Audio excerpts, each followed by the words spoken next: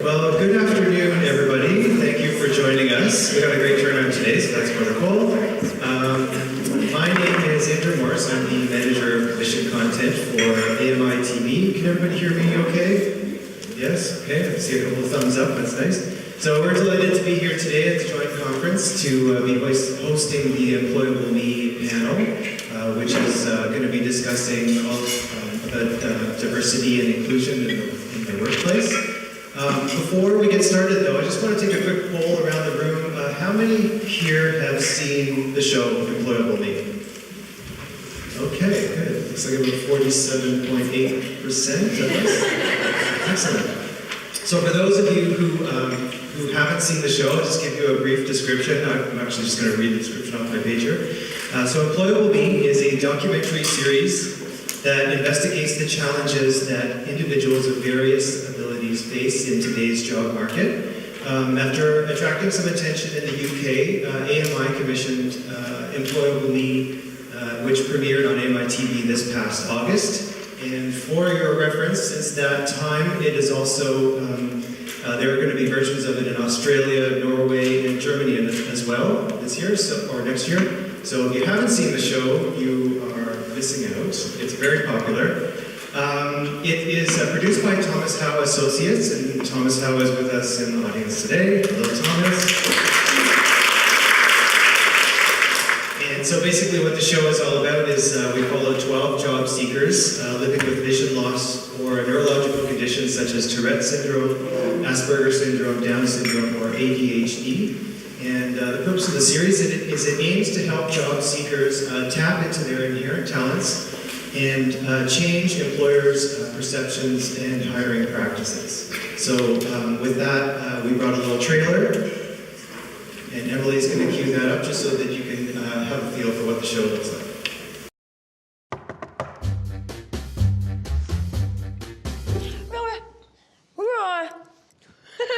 Meet the extraordinary job seekers. What are your skills? Sorry, what's the question again? Whose brains are wired differently. I'm autistic and extremely underemployed. I was the only blind person. I have Tourette syndrome. Asperger's. OCD. I really want a job. They're struggling to crack the job market. This is my job failed applications. I applied to close to 400 jobs. I was just wondering if you're hiring. Applying and applying and applying and applying. I'm here for an interview. Thank you so much. Can I get a hug? Let's do a handshake. I might be in danger of not having a job ever. That's been awful. No, it hasn't been awful. I have 5 weeks to get a paycheck. I really need to make some money now. But with the help of top experts, Yes, no. they'll uncover their unique abilities. That was really amazing. If they could harness ADHD, it's probably one of the greatest strengths they could possibly have.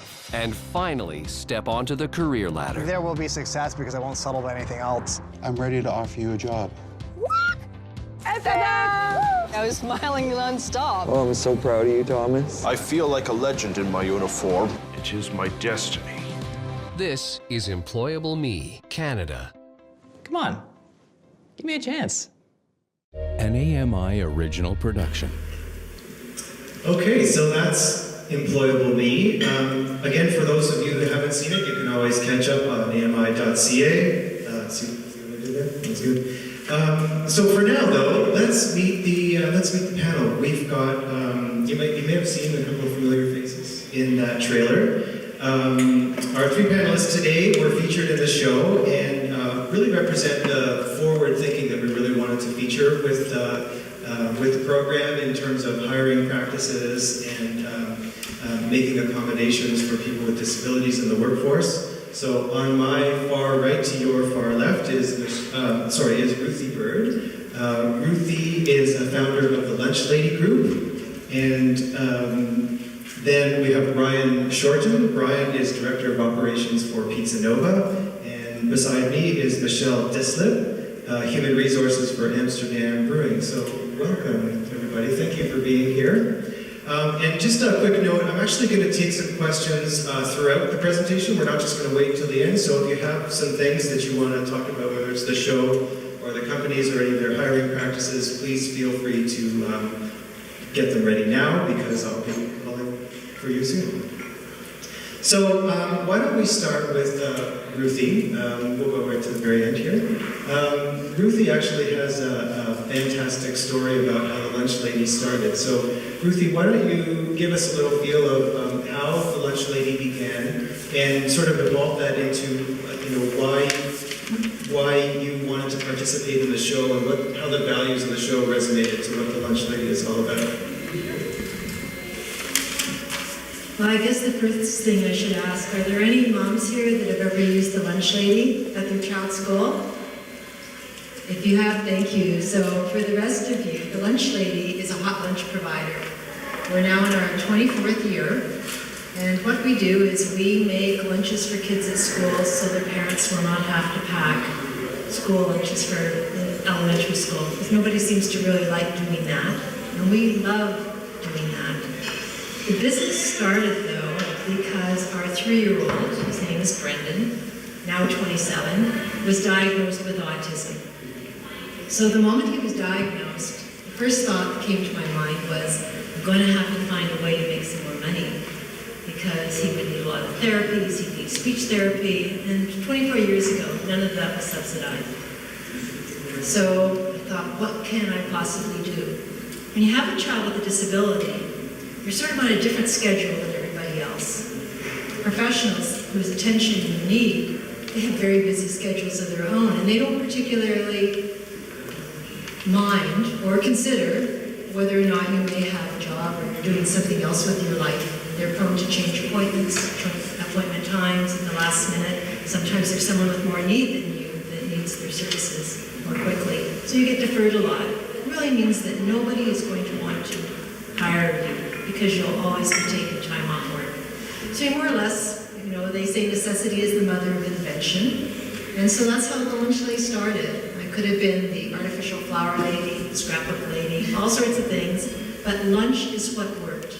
Lunch happened at the right time of the day, because most therapies are in the afternoon. Now at the time, I didn't have any kitchen skills. I wasn't a cook, I had no food background, I didn't even like food, really, or cooking very much. It's changed a lot since then. So the whole business allowed me to have the time in the afternoon to take our son for speech therapy. He's still quite autistic, right? He is not like Blair, the young lady we became involved with through Employable Me. But when the opportunity to be part of the show came up, I was just so honored. I was just so happy to be included, because I think that it's really important that we become more open and inclusive as a society. It doesn't matter, there's so many, we all have our challenges, I suppose you could say, all of us, and we tend to be a little bit judgmental at times, but really if we can stand back from that, I think we can make Canada a better place than it already is. And I think it matters, and I think it's really important. So when we had the opportunity to be involved with the program, we looked around. We're a franchise. I should have mentioned that. The Lunch Lady today is a franchise organization, and we have kitchens from Halifax to Nanaimo. So we make a lot of school lunches, a lot of daycare meals, and it's been a wonderful business to watch and grow and create opportunities for other people to have their own businesses. So we were able to work with the show to find a kitchen in Ancaster that matched with a client who lived in Hamilton that was going to be one of the job hunters. And so we would have been happy to accommodate wherever the candidate had been, and we were so grateful we had kitchens in different locations that we originally looked at. So our experience with the show, I'm sure people will talk about theirs as well, has been fabulous. But the interesting thing is that our son Bren, now 27, and in a day program, you would think that he would have been working for the Lunch Lady at some point, right? Because I had him and I'd worked as a work coach in a sheltered workshop in my 20s or so. But it's funny, sometimes the things that should be so obvious really elude people. And as a result of the show, our son, Brendan, now works for the Lunch Lady.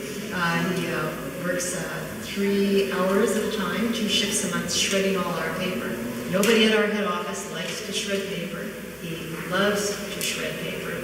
So it's a match made in heaven. And I'm really come to be more and more aware that everyone needs a place where they feel useful. I wouldn't have thought he'd be all that excited doing 3 hours really every other week, shredding the paper, but for him, that knowing what's going to happen, having that schedule, feeling that he is part of the group means a great deal to him. And I think sometimes we look at work in a big sort of broadcast, sort of widespread way that everybody's going to be working full-time, or there's a certain expectation of what work means when you think about it.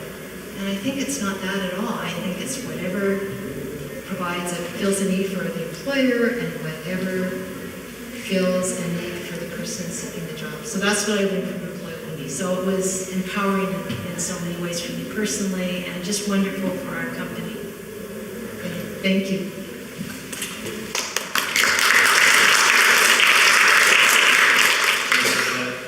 And so, Ryan, your episode involved a gentleman named Riley who has Asperger's syndrome, and you gave him an opportunity to work with you guys at Pizza Nova, which was quite a remarkable fit because Riley, even before he had gone on his job search, had declared that making pizza was his life. And he loves pizza so much. I don't even remember what the exact quote was, but yeah, he was a really big pizza fan. So it was kind of, it was a very interesting thing that he ended up at Pizza Nova. What was your experience like with Riley?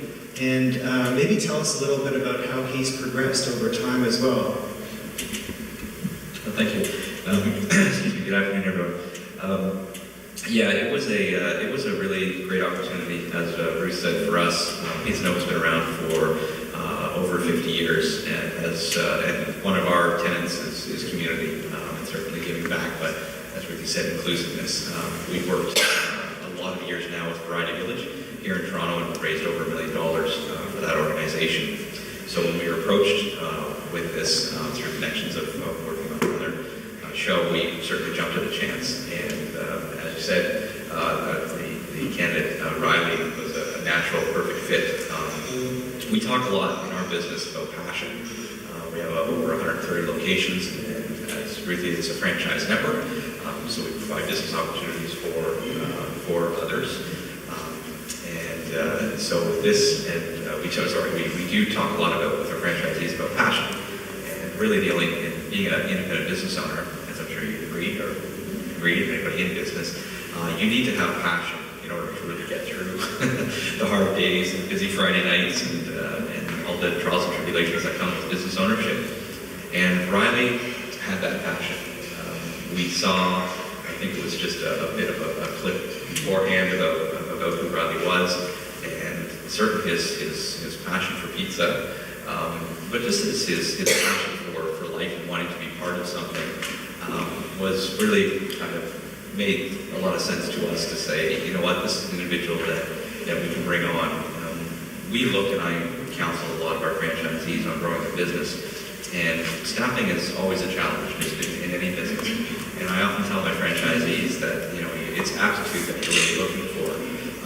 Wanting someone with 20 years of pizza making experience, because it is an art. It's a lot harder. I've been with Pizza Nova for 6 years, and I learned a tremendous amount about what goes into actually making a great pizza. But the want to hire for experience, I usually always counsel and say, look for aptitude and attitude much more than experience. And certainly with Riley, that's exactly what he had. He had the right aptitude and the right attitude, and that came through both the bit that we saw, and certainly through my interviewing with him. And I spent a lot of time. The show obviously captures elements that are part of the process, but there was many other discussions that I really got to know who Riley was, and I knew that he'd be able to fit almost anywhere within our environment. Like yourself, we have locations not coast to coast. I'd say within the coast to coast, if you look at Ontario, that's and the southern Ontario mainly. But I knew we'd be able to accommodate that. So it really just was a great opportunity. Again, quite a different learning experience for us, but to sum it up very quickly, we couldn't be more proud of both of Riley and his development. He's now been with us, I guess, better part of closing in on a year, not quite, I guess, for about 9 months or so. He's been at a couple different locations. We were able to we had opened our newest location in Keswick, which is actually a lot closer to where he was. He was doing the ring. If you watch the show, he was trekking down the bus every day down to Newmarket to our location, and it was at the time the closest to where he was living. So we opened up Keswick, and the franchisee there was again very welcome to say absolutely. I'd like to have Riley work with me. So that's where he is now. So we're happy that it's also a little bit closer to his home. But it's been a great experience, and Riley has progressed in his development and what he's capable of doing, and the time that he works with us, still on a part-time basis. But it's wonderful. With our business and the different day-to-day tasks that our locations need to do, Riley's really able to learn and how to master them. And as far as I understand, continues to be able to grow in terms of his ability to work independently completely and do a great job.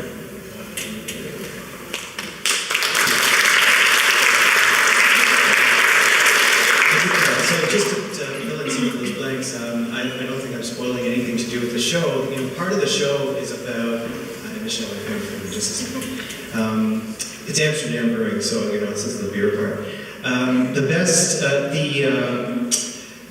One of the goals of the show is to find the untapped or the inherent abilities that might not be easily seen, might not be able to be easily identified by the job seeker themselves. So they actually go through like a job skills testing, and one of the things that what was discovered about Riley is that he was very highly skilled at repetitive tasks. And so, there's a scene where he's, placing the pepperonis around the pizza, but doing it with such precision. It kind of was an ideal match for that section. So, thank you very much, Ryan. So, Michelle, I think the question on everybody's mind here is, when you're looking at new recruits, how long does it take until they are able to quality control the products during business hours? No, I'm just kidding. That was more of a plug for me, I think, than anybody else. So why don't you tell us about your experiences with the show, and then what I want to move to from that is a question about disclosure, because Matt, who was in the episode, was not sure. He had ADHD, and he wasn't sure if he should be disclosing that off the before the interview or after, and so maybe if you could follow up with something to do with disclosure. We'll go with that. Thank you. So when we were approached to be part of this program, it was a no-brainer for Amsterdam because we already employed several people with disabilities at the brewery. We are fortunate enough to have a great staff, including a couple of people who really contribute such a tremendous amount to the company, that when Matt's opportunity came forward, we jumped at the chance because, again, it was something we were already doing. It was a fantastic fit. Matt himself came with a great deal of passion, and as you mentioned, passion is a big thing in the brewing industry. We see a lot of job seekers who will quit very solid full-time jobs just for an opportunity to work in the brewing industry, and Matt was an example of that as well too. He just wanted to be able to use his passion and use his home brewing expertise and be able to fulfill a full-time job requirement with it. Different than a couple of the examples on the show Employable, Matt came with some previous job experience. He worked in project management and was very much a professional at various organizations throughout his career, and you see that in the interview process. So when he came to us, he knew that he wanted to move up the ladder fairly quickly at Amsterdam. So we brought him on board. We had a position available in our retail store, and we brought him in so that he could use his passion and knowledge for beer and really be able to enhance the customer's experience. So Matt was a great fit in the store when he was working for us. He was very knowledgeable about beer. He picked up the ability to teach and educate those in the store very quickly when he worked for us. The other employees that we have, because of their disabilities, they're not customer-facing roles, but they work on our production line. Similar to Riley, do very well with repetitive tasks. You can imagine working at the end of the bottling line. The bottles come down the line, they're full of beer, you put them in a box, you put the box behind you on the skid. Very repetitive, but very physical as well too. So it has worked out very well for us hiring people with disabilities because of the nature of the work that they're doing. Some people might get bored very quickly with it, but anyone who's very strong at repetitive tasks does a fantastic job, and people with some disabilities, it's a great opportunity for them. To your question about disclosure, about a week or so after Matt started with us, he came forward with this notion of him having a disability, and certainly it wasn't a foreign concept to us.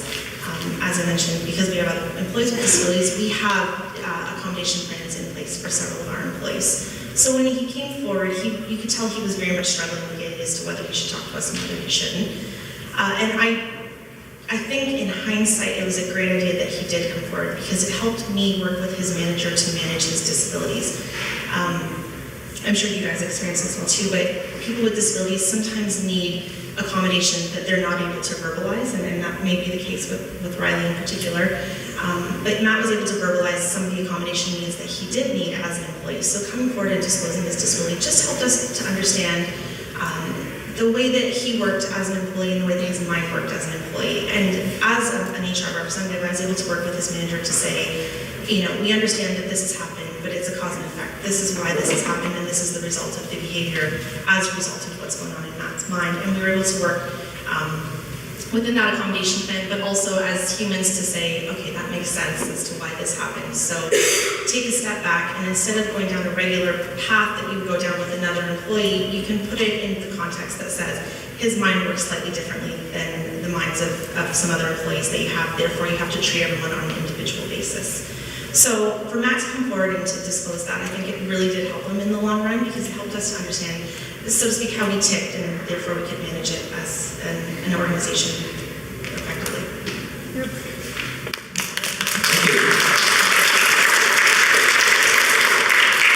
So, I mean, you've all touched a little bit on, we're looking at the job, the position, but we're also, we're talking about individuals here, and specifically with this show, maybe Matt might be the exception, but I think, in many cases these are people who have either never had a job, or it's been since high school since they've had a job.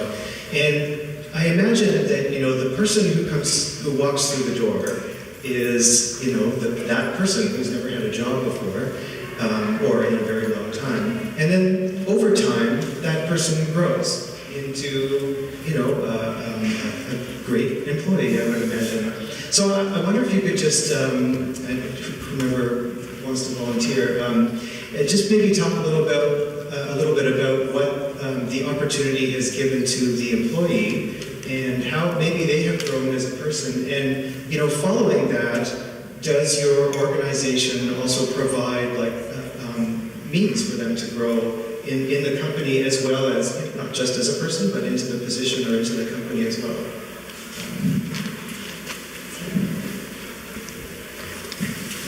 When Blair first came to our kitchen in Ancaster, she had worked, but the last time she had worked had probably been about 4 years earlier. And she had worked in a coffee shop, coffee-type environment. But her challenges were very much based on being under pressure in a situation where you did some preparation, but you also worked on the cash and dealt with customers all at the same time. So there were numerous demands on her attention and time all at once. And that can create, for people with autism, can create for a lot of us, right, a potentially stressful situation. As well, after that time, when she found that just wasn't a good fit for her, then she didn't have anything in the interim to replace that. She had sent out numerous resumes, gone to many places to see if they were hiring, but the types of jobs that would be available to her that she would have access to were the kind of jobs that you see on the street front, right?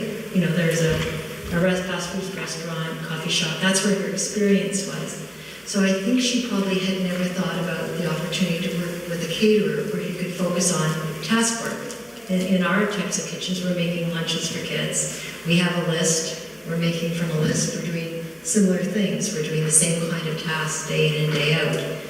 And so in a lunch lady kitchen, most of the other employees, or mostly they're all part-time, except for the owner usually.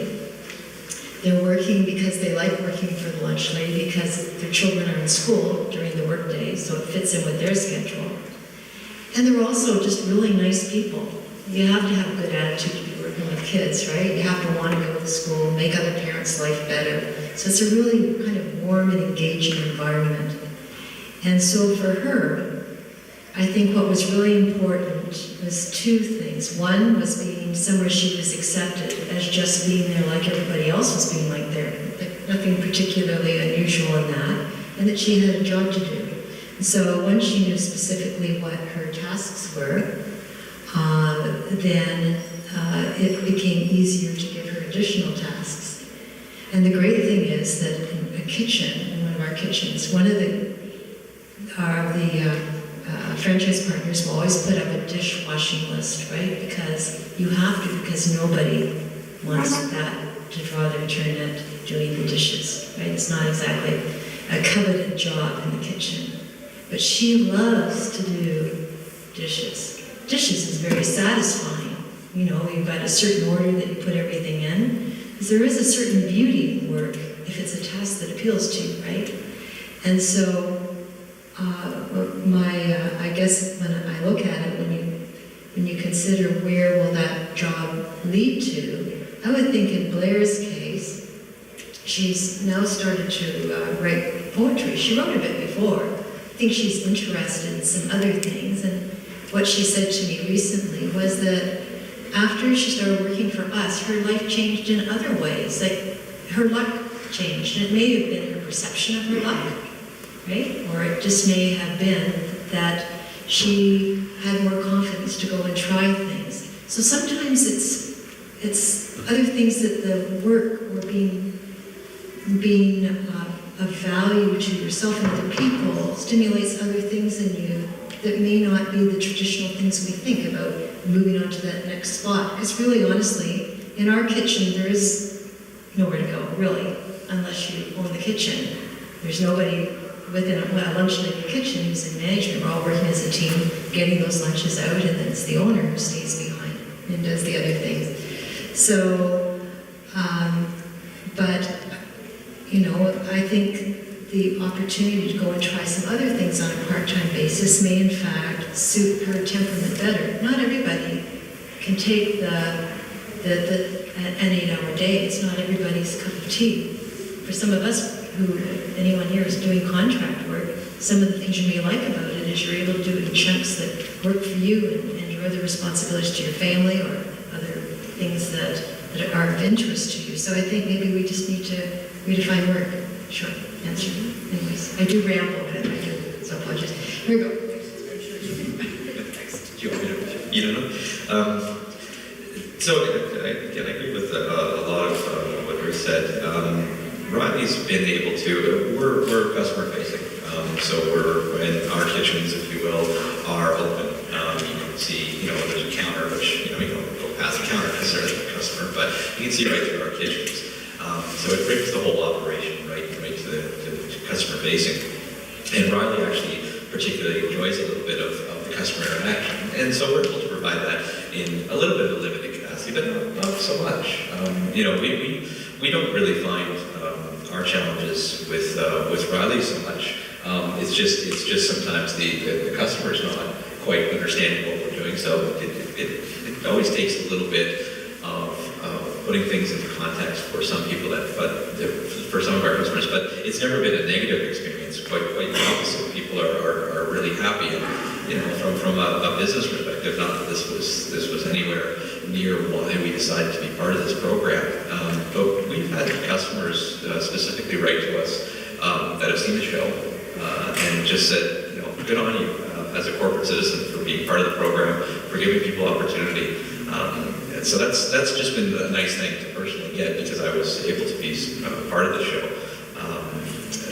So I think the opportunities for Riley going forward, he just continues to be able to take on a bit more. Again, some of the repetitive task things are certainly right in his wheelhouse. What he enjoys doing in the sense of accomplishment and confidence that he gets through some of the tasks that are important functions of our business every day. That he's able to just, you know, grow a little bit more as flexible as we can be with putting it in front of him, getting it done, and then allowing him to be part of the other operations. such as customer serving, restocking, doing all the different little things that are part of our operation. So there are some elements of growth, I think, within reason, certainly of what he would want to do as well. And again, as we continue to open stores in that area, we can hopefully look at additional opportunities for work. Again, that works for both parties. We, again, have a slightly different context to ours, but certainly the position that Matt, who had ADHD, came into was the entry-level position, but one that often feeds into many growth opportunities within the company. And during our interview, Matt and I discussed getting his foot in the door, getting an understanding of the business, and then being able to advance on. With him, he and I had some very honest discussions about what he wanted to do, what he felt he was able to do, and what would best utilize his skill set, including his disability in those conversations as well too. And he recognized that something like sitting at a desk for 8 hours of the day wasn't in his wheelhouse, and it wasn't something that he was interested in because of his ADHD. So our conversations with respect to growth and advancement, knowing that he was very highly educated and very ambitious, was more along the lines of going into sales down the road. Certainly, opportunities, we're about 100 employees, so we're a small company, so opportunities don't present themselves regularly, but if you do wait, there is those opportunities there for you, and certainly that was my conversation with Matt was, come and see me in 3 months' time and we can discuss a career plan for you. We'll figure out where the next step is going to be for you and we can help to get you there. Unfortunately, it wasn't the right fit at the time for Matt based on the role that he was in, so we didn't have the opportunity to fulfill those needs, but certainly that was our intention at the point that we had that conversation. Thank you. Are there anyone who have any questions at this point? Well, your hand went up very fast.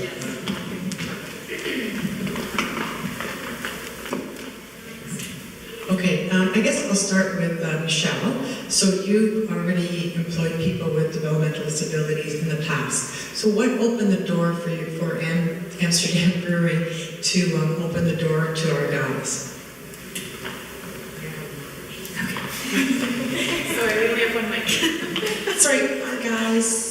Our kids and clients or people who work with daily living to get them in the door, to get their job there. How did the door first open with Amsterdam Brewery? To be honest, the employees that we've had are part of the ODSB program, and they've been with us for 4 or 5 and 6 years, so a fairly long tenure.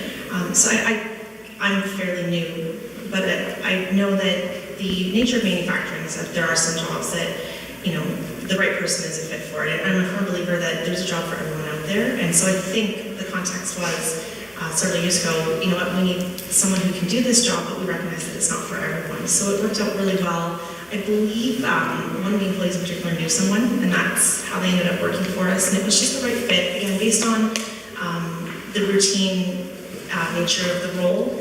It really was a great opportunity for some of our employees, and the ones that we have right now, a couple in particular thrive on it and they love it. It's a full-time job, which I know we've talked a lot about part-time work as well too, but we have a full-time opportunity for a couple of these employees as well too. So it's a great opportunity for them to come in and really contribute and be a part of the team.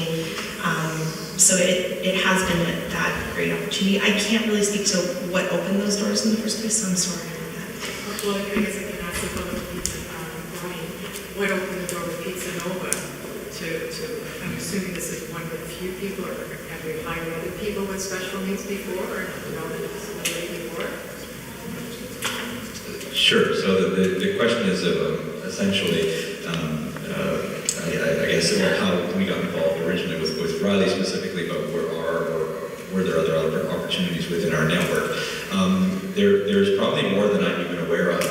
Again, with over 120 franchise partners, I do know that some of them have been involved with other agencies for placements. But I'm sure that there are other employees that have just literally, come in and applied and gone in on their own merits. We probably have less different job roles or job titles within our franchise stores than Amsterdam would, perhaps. So it's a bit more of a narrow field of what people could do. But specifically for us, again, our previous relationship with Tom and other productions, they originally contacted us and said, look, this is what we're doing.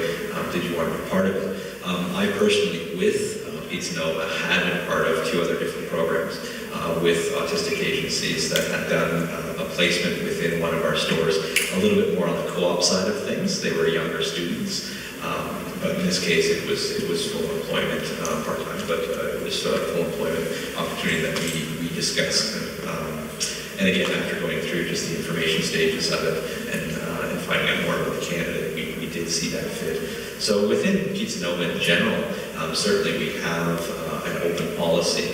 I'll certainly admit we need to do probably even more. You touched on a little bit on more, I guess, documented, not policies or procedures, but I guess a little bit, which we haven't done as much, but only from the standpoint we haven't really run into any challenges yet with being accommodating, because we are fully accommodating our stores in general for our customers and our clients. And so we, again, with some of our job roles, we're quite open. I know a lot of our franchisees that if you understand what Pizza Nova is all about, our franchisees, embody that, and we would always say, look for the opportunities, and it's not just about doing something good. I kind of want to make that point, because that's not really where we come from either. We come from the standpoint of truly saying, there's multi-talented people out there that do good work. At the end of the day, Riley does his job, and so, and when you find that level, then it really is, it's just a great opportunity. But it works. We're in business. We're business people as well. So at the end of the day, those things have to work. And I think sometimes that's probably more of a challenge with some organizations or agencies, just being able to say, you know what, as Michelle said, there's a right fit and a right job for everyone. And I think through programs like this or opportunities like that, business people, you become even more aware of what you can do. So as I said, I've had a couple of relationships with autistic agencies here in Toronto, which have done some placements. And we correspond well enough to see what other opportunities we can provide. So I guess in a very roundabout way to answer your question, there is opportunities within Pizza Nova, and we encourage to make the right fit, to find the right fit. Employable Me or not? Like, is there someone from Employable Me who can answer questions too?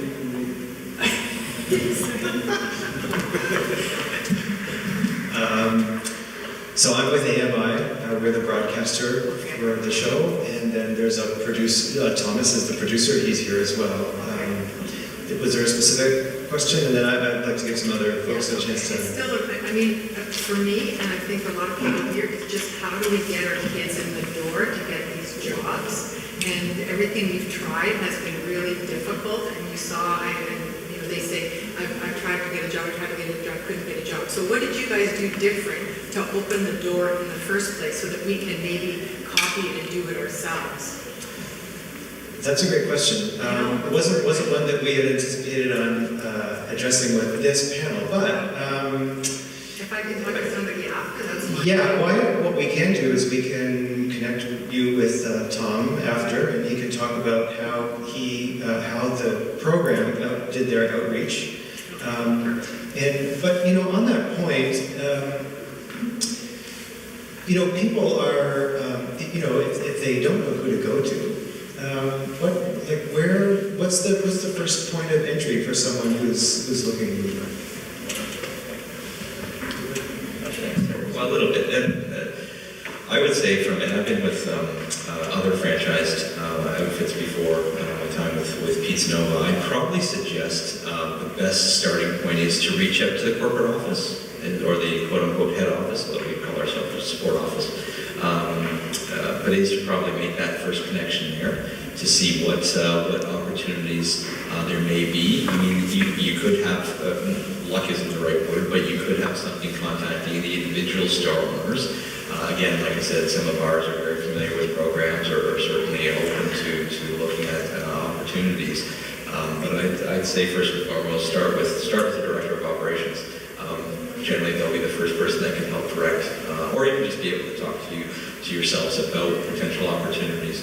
Because again, I think with programs such as Employable Me, I'd like to say I think there's more awareness happening. I can imagine that it's still an uphill climb challenge for a lot of agencies. Yes. It's not heads. And parents who are usually the ones who... Absolutely. Because it's, when you're not aware, you can be uncomfortable, or just uncomfortable from the standpoint of, well, I don't know what I'm getting into. And again, as business people trying to put out a million fires and all the other different things that come with it, it's tough for some people to find the time to be able to look at a program or an opportunity and truly understand it. But I certainly think through the awareness for programs, David, is that you should maybe send a video, go on to AMI, or send them the link to the AMI website, which I believe still has all the episodes anyway. And I'm not being facetious about this. I think it is through awareness that more companies will understand both the opportunities, the true, as I said before, the real business opportunities to help their own companies and help the community, be part of the community as well. So I'd say from the corporate standpoint, talk to someone within, or make that first initial contact with them. Well, I agree with a lot of what Ryan is saying, and as the parent of a young man with autism on the spectrum, I know that the types of work traditionally that are available are very, very limited and usually involve the parent, unless you're lucky enough to find a respite supervisor being part of the job, which is no job at all. I think there has to be a lot of change in how we look at work and look at it more in terms of tasks as opposed to more of a broader picture in terms of the traditional workday. And I think that comes with time. And shows like this one, probably the first thing is to share a program like this one with everybody you know, because everybody knows somebody. And just like for our able bodied young people, sons and daughters who do not have the challenges their siblings have, we all know in the job market still for many of them, it's who you know. It's not that they have necessarily an easy time these days finding any kind of employment. It's a challenge for everybody. Our workplace is changing. So I think that it's really making everybody you know and asking everybody you know who they know. Now, I know for us, we have over time worked with different school boards. Most recently, York Region District School Board for placements in terms of training people to have kitchen skills, right? And they, of course, at that point in high school, they send a coach and everything's really nice. Where everything falls apart is the moment our young people graduate from high school. And there's a shortage of spaces for day programs, and often day programs are more like fun programs. It's a lot of the skills that... Well, I think they have fun at them sometimes, but a lot of the skills maybe learned in high school tend to be lost. So it's all part of a whole bigger issue about our attitude. We're very good now as a society looking after youngsters with disabilities through the elementary system and a little bit less, but improving in the high school system. But we really haven't caught up what happens to people when they turn 21. And so it's a way bigger issue than will be handled here. But, I'd be happy to give you a card and love to talk to you about it any time. Thank you. One thing that the show did uncover is that, the parents, in many cases, weren't really sure where to start. They tend to be looking through the classifieds for what can my son or daughter do, as opposed to what do they really excel at. And what we found with the show is that the skills testing that happened really revealed a lot of what they excelled at, as opposed to just sort of taking a guess. So, I wouldn't put myself in any parent's position in that regard, but that really did seem to work for the show, because what it ended up doing is it gave the parents a means to really focus a job search, as opposed to just sort of see what's out there, what can we do. So if that helps at all, that really did work for the show. I think we've got maybe, we can take maybe one.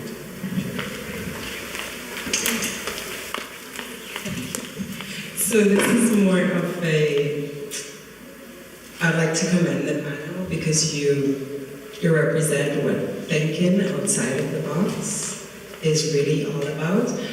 Particularly Brian, when you mentioned that most job postings speak of or seek for experience, you tend to take the approach whereby you look at the personal resume, and I don't think that's limited just to persons with disabilities, but to all of us when we're job seeking. So we send out our academic resumes, but then we're calling for interviews to see if we can fit in, and that's your personal resume that you're selling. In terms of the interview process, one of the things that I wanted to ask, I think her name's Rudy, is it? Yeah. How do you structure the questions in terms of the acceptance of the disability, the expectations, the accountability that you hold the employee to once you go through your process of hiring?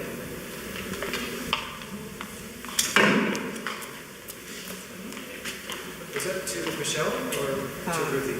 Michelle. All right, sorry. So, in all of our job postings, we put a little line that accommodates AOTA, so the Accessibility Frontiers and Disabilities Act, that states we're willing to accommodate anyone with disability. Please let us know if you need any accommodations or assistance during the interview process, and we'll be happy to accommodate. So, that aside, I actually had a candidate email me, and he was coming for an interview, and he had a visual impairment, and he wasn't able to fill out the application form. Now, this is a previous job, but he wasn't able to fill out the application form because of his visual impairment. But worked with me to come up with some accommodation that worked for him. So what we ended up doing was blowing up the application form into a large font, making the boxes really big, and then I was able to sit with him and help him go over the application form in advance. So I put this in all my job postings, but to be honest, I haven't had a lot of people request accommodation needs, but certainly I think there's a bit of a stigma attached to accommodation from an employer standpoint, and there shouldn't be, because it's very easy often I say, to accommodate a job seeker in terms of their interview needs and whatnot. So then from there, the interview went really smoothly because the visual impairment didn't come into play once the paperwork was completed. But certainly, when you're going through the interview process, I think as humans, we need to recognize that everyone is different, everyone brings different abilities and skills and personalities to the table as well too. And as an HR professional, if I see that someone is different in any way, shape, or form, you work with that within the interview context as well too. And you say, you know what, we get a lot of young people that come for interviews, and you kind of get a feel for that. You interview one way with young people, you interview a different way with someone else as well too. So you tailor your interview based on how the candidate is sitting in front of you. And I personally, I ask the same type of questions, but I'll structure my questions slightly differently based on the person that's sitting in front of me. And that's just my strategy to do my recruitment methods. That's why I accommodate your interview process. Thank you. Great, thank you. So we have time for one more question, and then we'll just do a closing thought, gentlemen.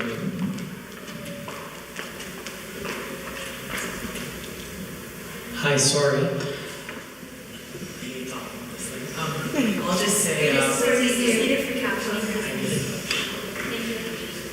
just as I work with a lot of franchises, being a marching band as a job developer, and I just wanted to find out, I find with different managers at different franchises that they all have different opinions. So some are really accommodating, and then they'll tell me, well, this person, I wouldn't go to them, or like they'll kind of give me the inside scoop on different the other franchises. And I just wanted to find out if there's a way to, or if you guys at a corporate level are kind of addressing that and talking with all the managers in terms of how this is such a great thing to do in terms of the benefits that we've talked about. So.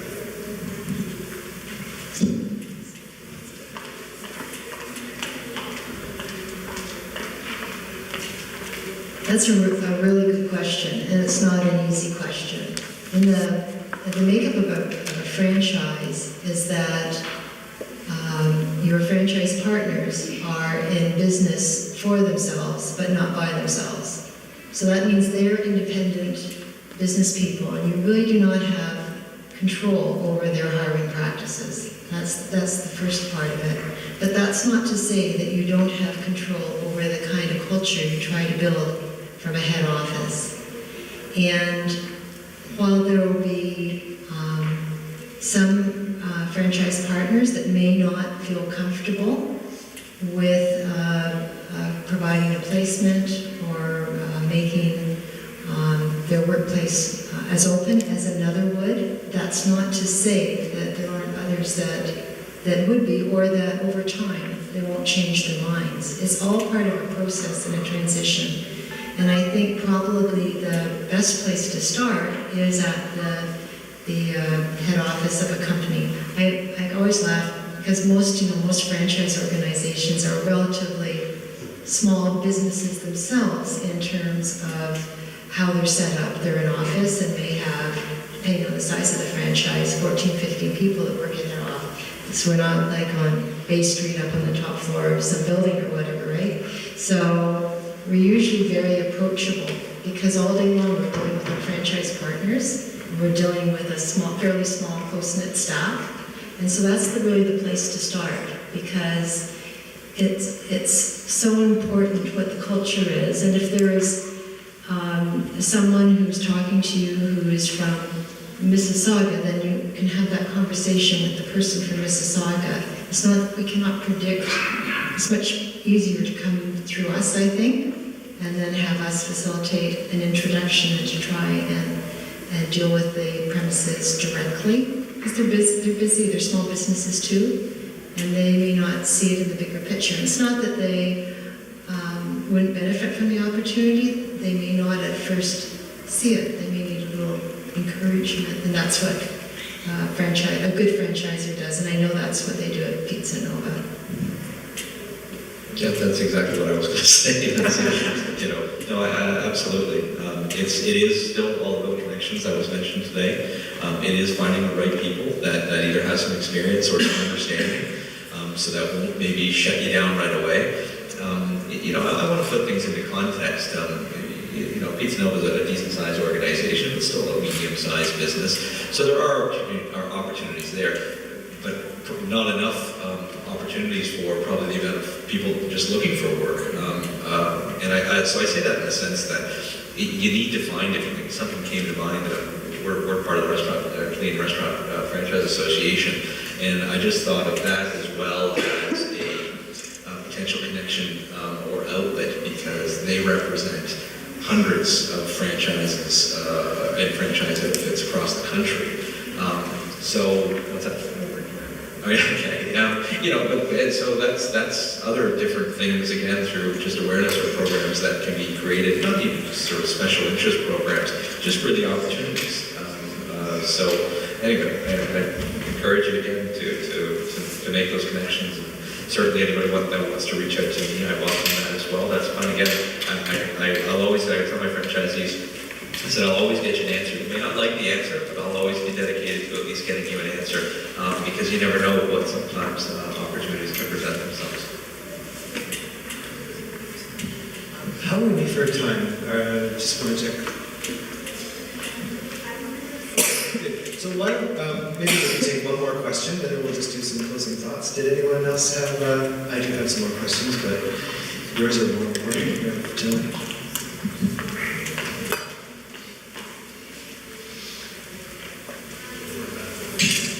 You were saying about skill assessment. When or how long do I get paid for?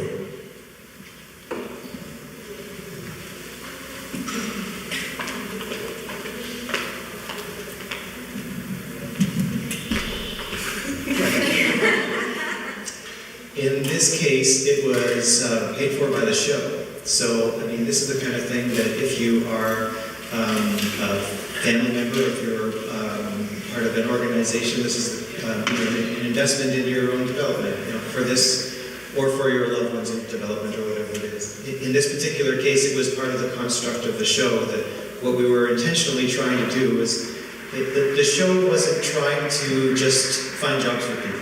It was to try to break down barriers of, you have this person in front of you who may, to an employer, seem one way, but really has some really exceptional qualities to them that the employer may not see. And the skills testing was supposed to identify those kinds of things, so that we could connect the job seeker with the right position for them. So, I'm sorry to say that it was a construct of the show, but it would be.